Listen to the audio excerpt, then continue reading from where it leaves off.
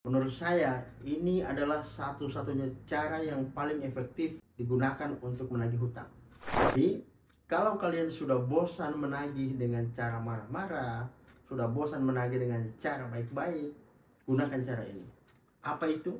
Dia adalah gugatan sederhana. Nah, gugatan sederhana ini berbeda dengan gugatan yang pada umumnya.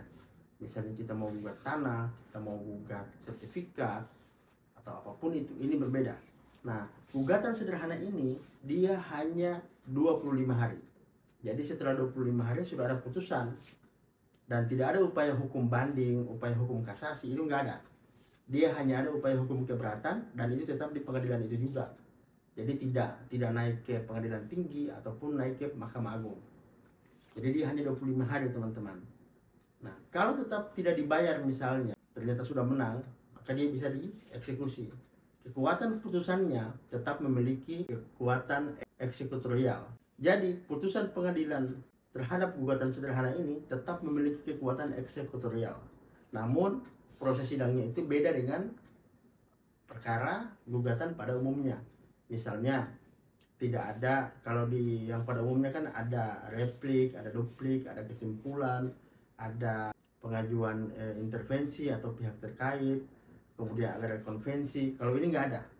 Jadi tahapannya itu ya sangat simpel, makanya dia hanya 25 hari. Nah, bagaimana kalau misalnya ternyata yang kita gugat ini tidak hadir? Tidak apa-apa. Kalau dia tidak hadir pada saat panggilan pertama, dia tetap akan dipanggil lagi untuk panggilan yang kedua.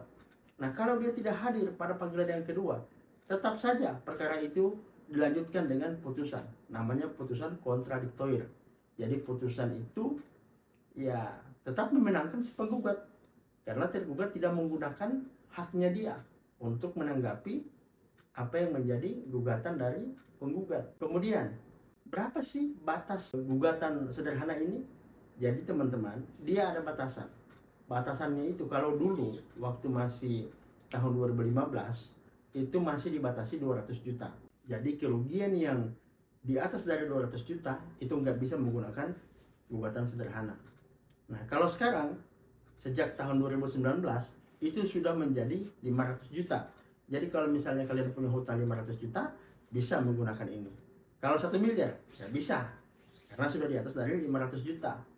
Makanya yang bisa digunakan gugatan sederhana ini itu hanya orang yang kerugiannya dia itu hanya 500 juta ke bawah.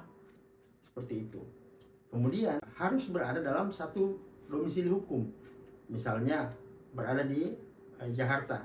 Ya kedua-duanya harus berada di misalnya Jakarta Pusat. Ya kedua-duanya harus ada di Jakarta Pusat. Seperti itu. Nggak boleh satu di Jakarta Pusat, satu di Jakarta Selatan. Nggak bisa begitu. Jadi memang harus di sama-sama di satu wilayah hukum. Seperti itu. Nah, jadi ketika misalnya ini sudah diputus, lalu dia tidak bayar, maka putusan itu dapat dilakukan permohonan sita. Jadi asetnya dia yang memang betul-betul dianggap berharga atau memiliki nilai yang sama dengan hutang itu, ajukan penyitaan terhadap aset itu. Oke? Terima kasih.